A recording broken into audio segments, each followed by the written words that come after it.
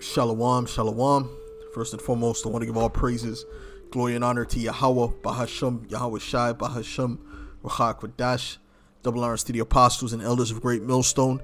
Salutations, much love and respect to you. I came out there pushing this word out in truth and sincerity.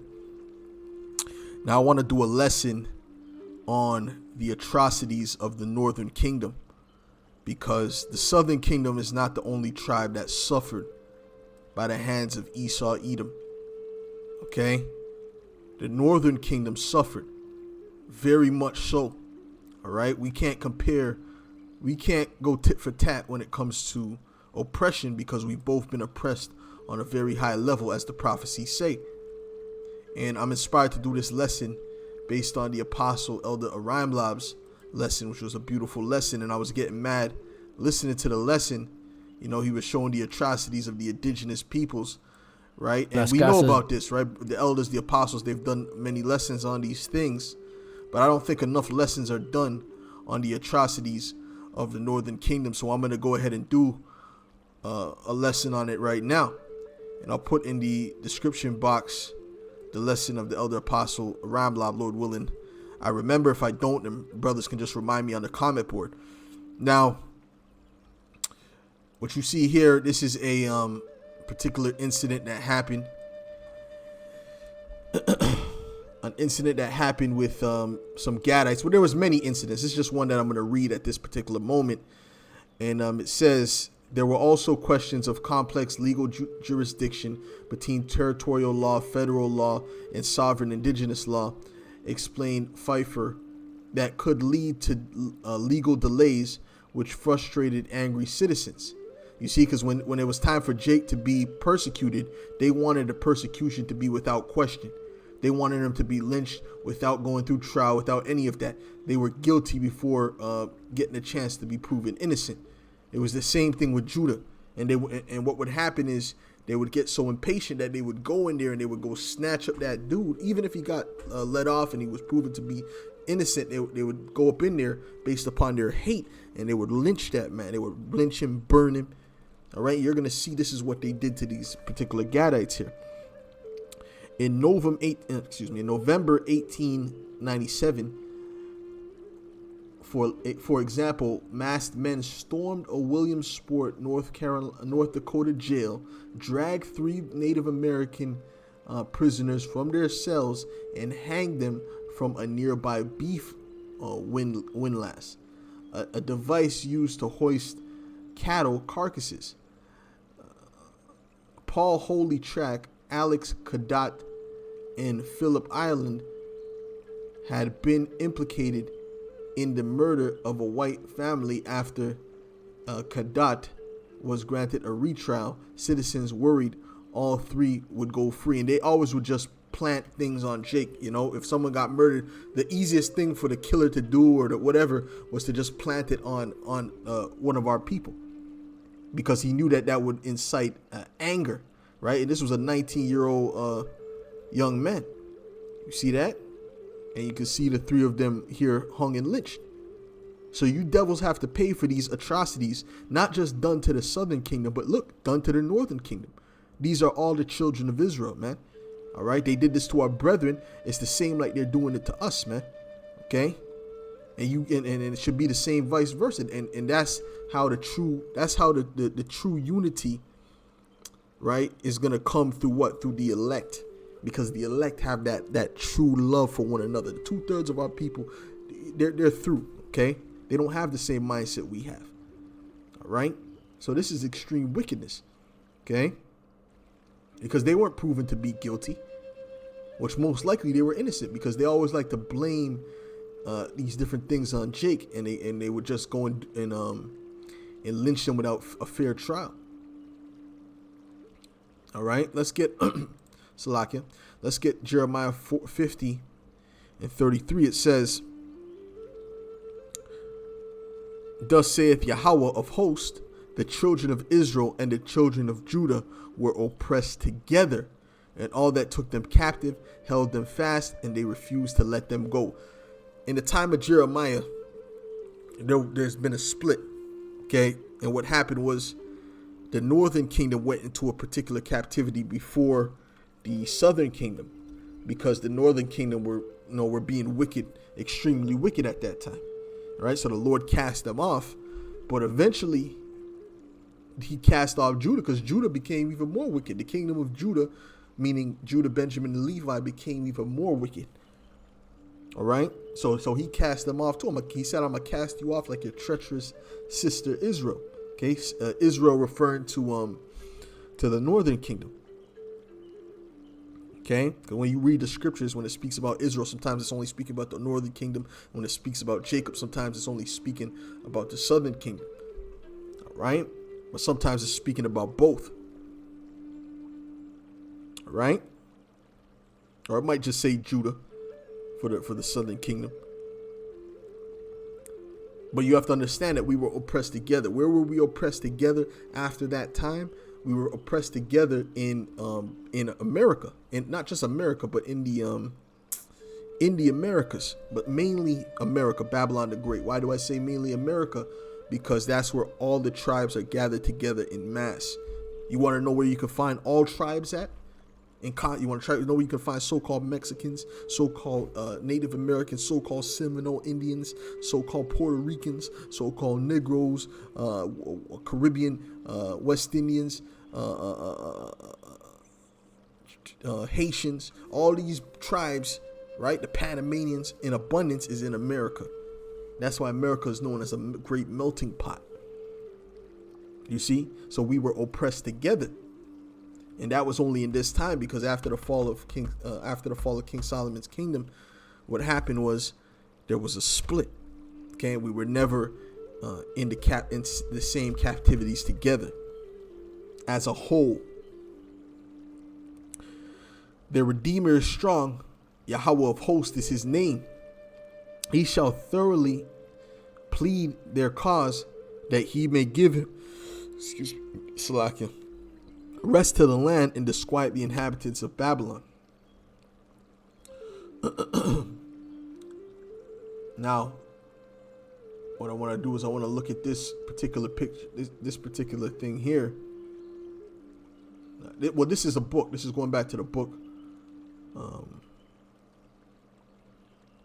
I believe what's the book? A short account of the destruction of the Indies, which I should get this book. You know, and it goes into it. And when you read this testimony, it's showing you that they were actually Christians that were doing this. And you see all them Latin tribes, them northern kingdoms being burnt, women, all right, men, children. You see? So these devils were merciless, man, burning them like roast chicken, man. You see that? It say Fray Bartolome de las Casas, or Casas, Frayer of the Order of Saint Dominic, who by the mercy of God, wow, am here today in this court of Spain, was persuaded by the same notable persons resident in this court to set down an account of the hell that is the Indies, so that those infinite masses of souls redeemed by the blood of Jesus Christ. You see, and they brought you that Jesus Christ, okay? And the Jesus Christ they're talking about is that Edomite looking Jesus Christ, that so-called white man, all right, with the long hair. That's not the Lord. That's not how the Lord looks. Okay, the Lord is a so-called black man with white woolly hair. So that's a whole nother entity. That's a whole nother God that has nothing to do with the Bible. May not die for all eternity without any help for it. Okay, so anyway, these were Christians that was doing this, chopping off legs and limbs if they didn't bring enough gold, chopping off their noses. See, this man here has doesn't have his nose, man. You see that? So these devils have to pay, man. Esau has to pay. The Lord is going to make these devils pay. And one of the things, one of the major problems is a lot of you Jakes, right? I'm speaking to the Southern Kingdom too right now specifically, is that you're not grieved for your brother's afflictions. All right? You're not grieved for your brother's, and that was the reason why the Lord got mad at Judah in the first place. Because when he cast off Israel, he wasn't happy. He didn't want Judah to be in the spirit. Good for them. They didn't want to listen. No. But that's the spirit that the southern kingdom was in. It tells you that in the scriptures. All right. And they were looking down on their own brethren. And this is what the Lord said. This is Amos 6 and verse 6. It says, matter of fact, let's go down to I'll start at verse 4. It says, that lie upon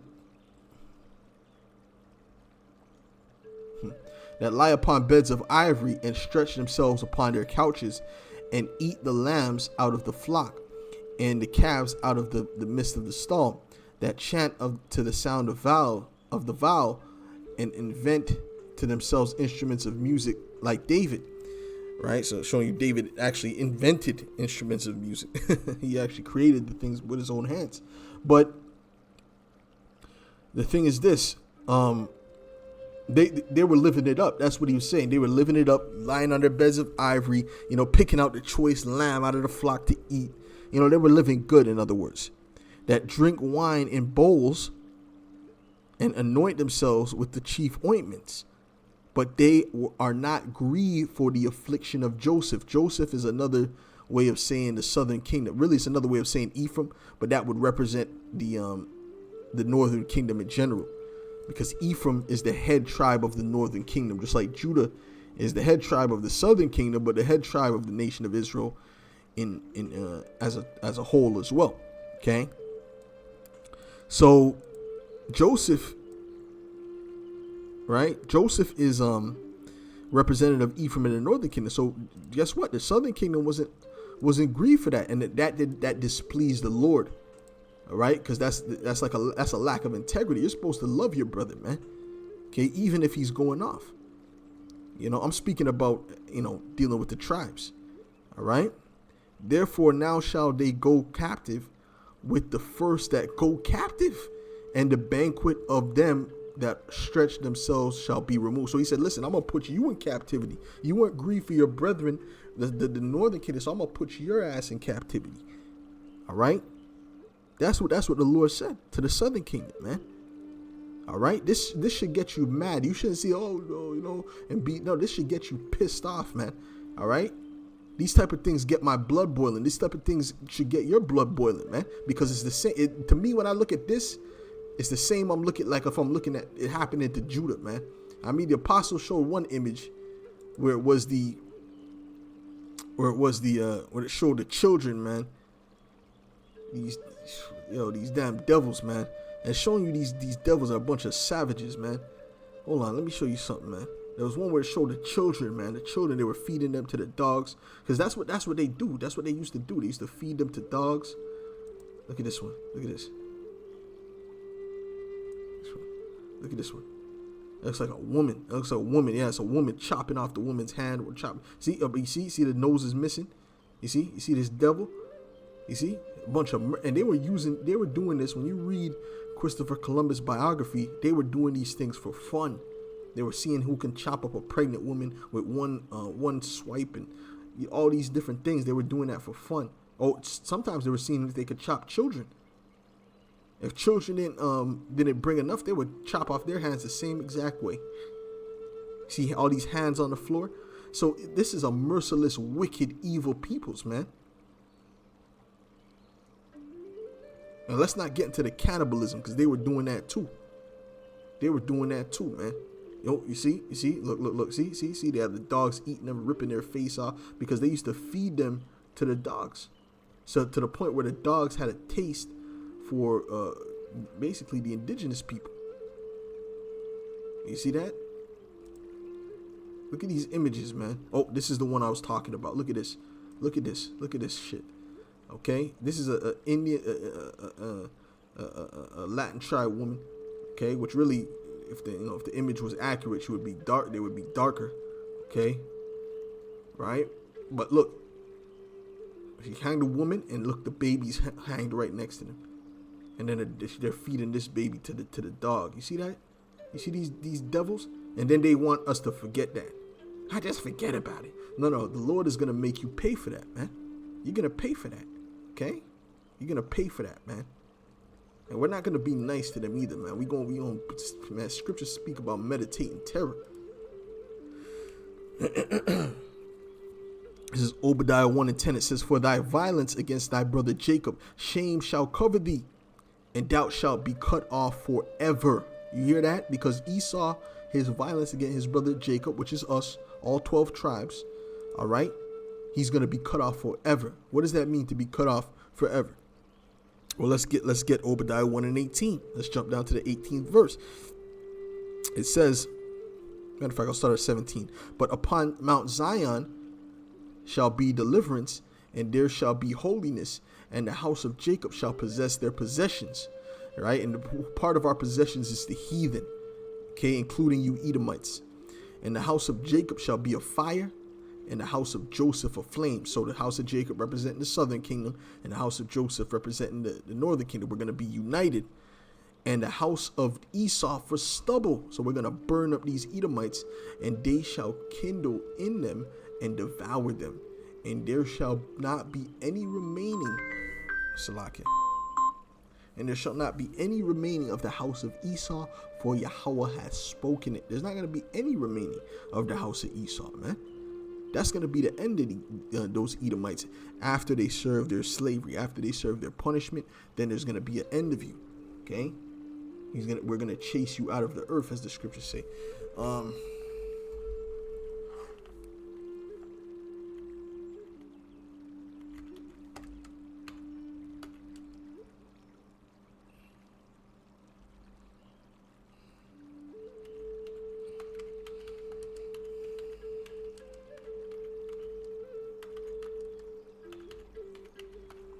Yeah, it's Ezekiel 37, but let's take a quick look. No, Isaiah 11, Salakia. This is Isaiah 11 in verse 13. It says, the envy of also of Ephraim shall depart, and the adversaries of Judah shall be cut off. Right? Ephraim shall not envy Judah, and Judah shall not vex Ephraim.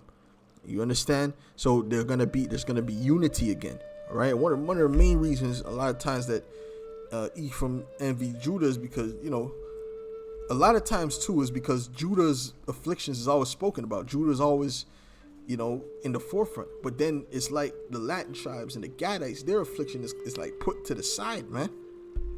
You see? You see that? And that's not right.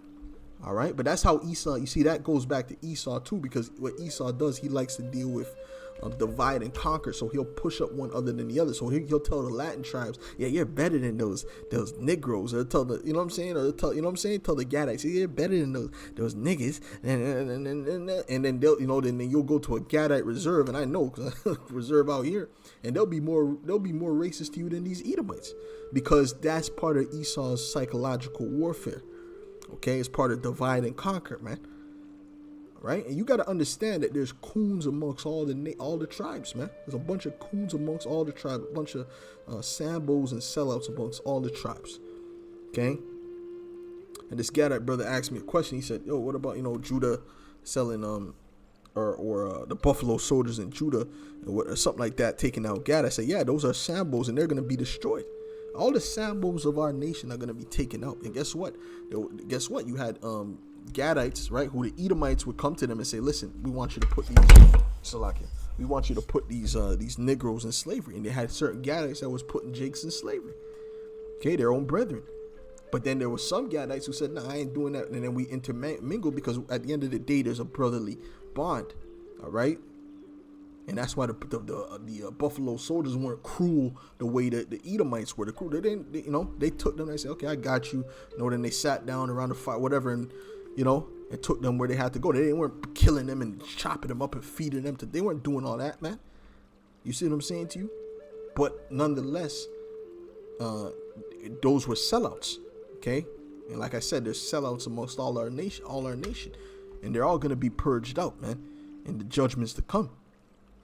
All right.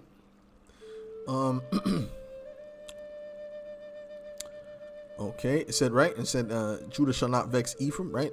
And it says, but they shall fly upon the shoulders of the Philistines toward the west, and they shall spoil them of the east. Together they shall lay their hands upon Edom and Moab, and the children of Ammon shall obey them. So we're going to conquer our enemies. That's the bottom line. We're going to conquer our enemies. All right? You see? And we're going to do that together. But let's deal with you Edomites and your atrocities, man. This is Amos 11, 1 and 11. It says, thus saith Yahweh, for 3 transgressions of Edom, and for 4, I will not turn away the punishment thereof, because he did pursue his brother with the sword, and did cast off all pity, and his anger did tear perpetually, and he kept his wrath forever. You see that? So the Lord is not going to turn away your punishment. It says, but I will send fire upon Teman, which shall devour the palaces of Basra. All right. Going into the nuclear destruction. But I wanted to pull up this picture. See, this is part of him, not casting off pity. You see? Not casting off pity. And it's the same, these devils you see walking around, these are the same spirits coming back. All right? But now they're being shamed for their history. Now they're coming with a different spirit. Now they're supposed to be all loving. Come on, man. It's the same old G, the same old devil. Okay?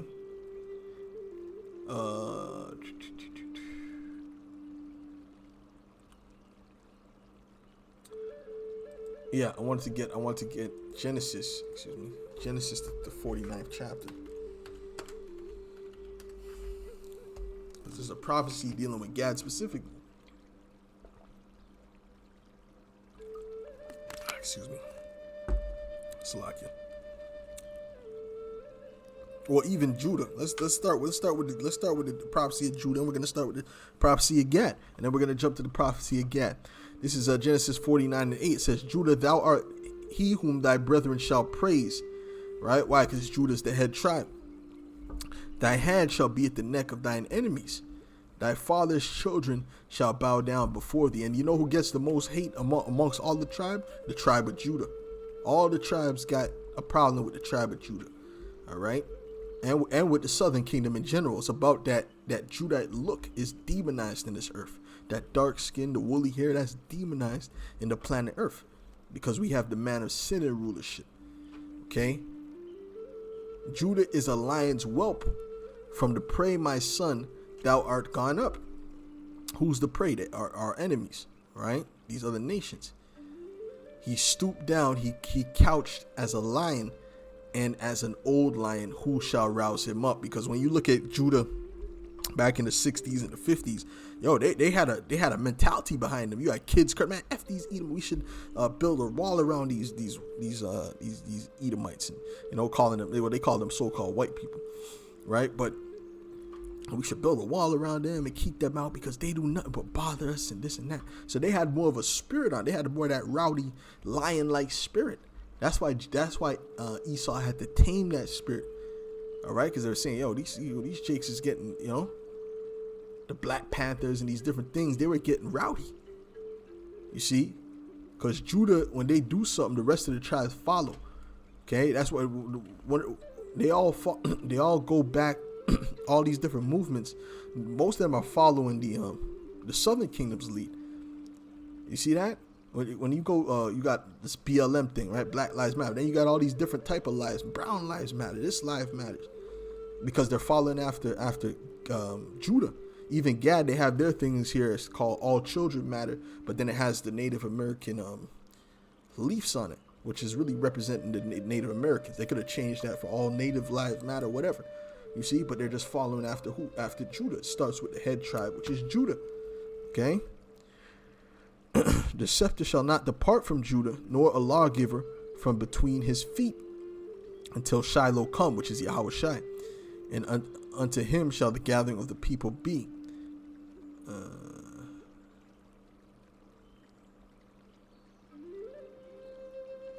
Right, I read this, right?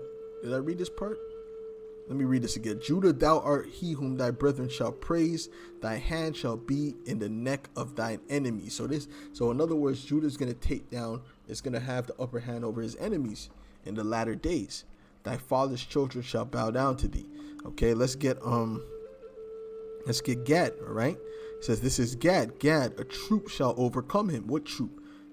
The U.S. Cavalry, these different, specifically I believe the U.S. Cavalry, but then they had different troops in Canada. They overcame him, the troop represents these Edomites. All right? But he shall overcome at the last. All right? So at the end days, Gad is going to overcome that troop. All right? So listen, man. All the tribes are going to win at the end. Okay, this is the time of the Great Awakening when you read Ezekiel the 37th chapter. But I want to get some Isaiah 65 because we got a lot of our people that are siding with this troop, siding with this devil. All right, this is Isaiah 65:11. It says, "But ye are they that forsake Yahweh, that forget my holy mountain, that prepare a table for that troop." Okay, and that furnish the drink offering unto that number. Especially these people in the high positions, these celebrities, they definitely sold out. Okay, because in order for them to stay in that position, they got to sell out and they got to push the propaganda and the agenda of these devils. Okay, so they're all gonna pay. The scriptures speak about woe to ye rich men, for ye have received your consolation. The ones of our people that sold out for this man, they're gonna be destroyed. Okay, this is Deuteronomy 28:50.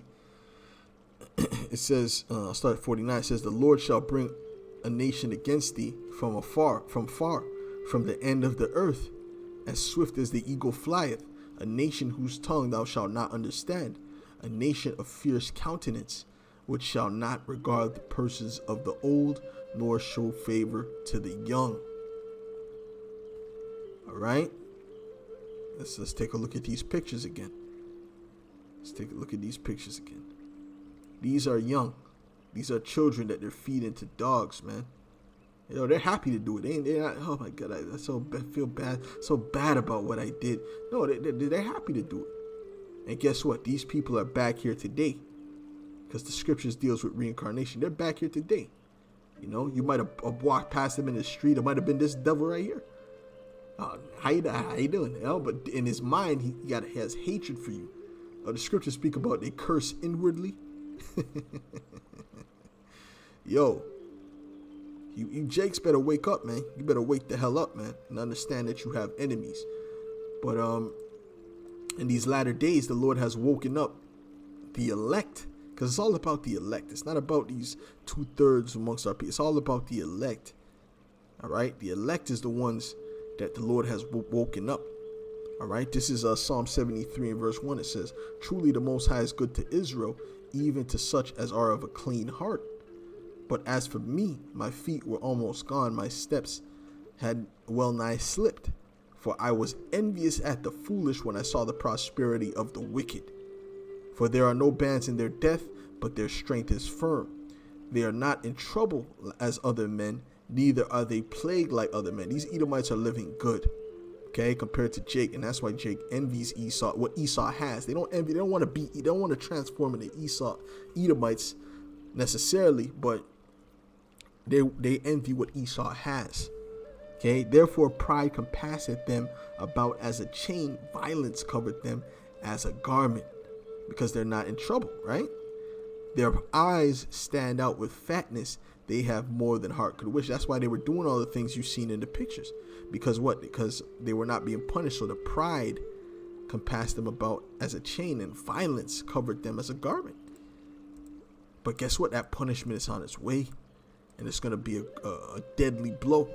Okay? It says they are corrupt and speak wickedly concerning oppression. They speak loftily. I'm going to get over it. All right? That's what it means to speak wickedly and speak loftily, meaning proudly, arrogantly. They set their mouth against the heavens. They set their mouth against the heavens, and their tongue walketh through the earth. Therefore his people return hither, and waters of a full cup are wrung out to them. And they say, how doth the Most High know? And is there knowledge in the Most High? Behold, these are the ungodly who prosper in the world. They increase in riches. Verily, I have cleansed my heart in vain and washed my hands in innocency.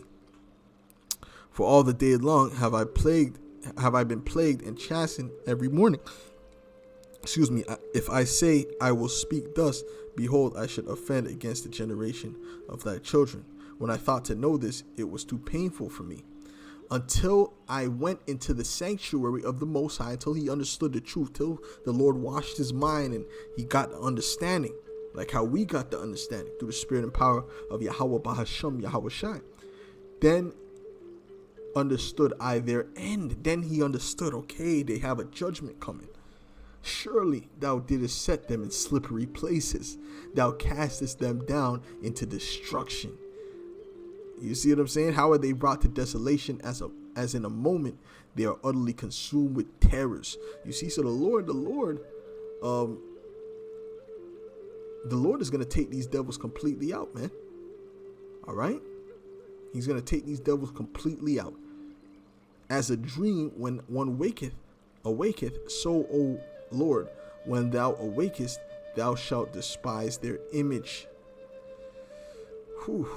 Listen, man. The Lord is going to do away with Esau, man. And you got the Israelites, all 12 tribes, you can see it all around the world, waking up and proclaiming the truth.